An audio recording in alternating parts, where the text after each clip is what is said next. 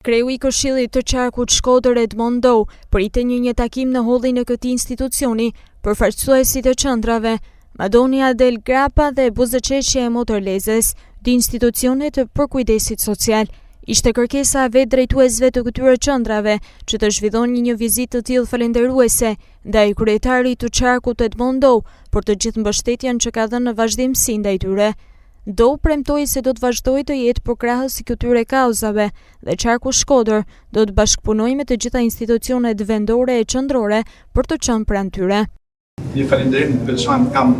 për gjithë stafin tuaj, të cilët bëjnë një punë të jashtëzakonshme e duhet të kenë një vlerësim të veçantë nga gjithë komuniteti shkodran, sepse për fjallat punës time nga ardhen detyrë për Qarkun Shkodër ka qenë kontributi për njerëzit në nevojë e këtë fjalla për çështje sociale. Aktiviteti që zhvillojmë në qendra ditore me prezentuar edhe me shpjeguar të përfituesve institucionet e qytetit, se janë pjesët e qytetit dhe ata, edhe është mirë në kapacitetet e vete me njohur edhe institucioni që edhe më shumë Qarkut që në ofron edhe këtë mundësi me mec përpara me aktivitetit të qendra ditore shumë rëndësishme.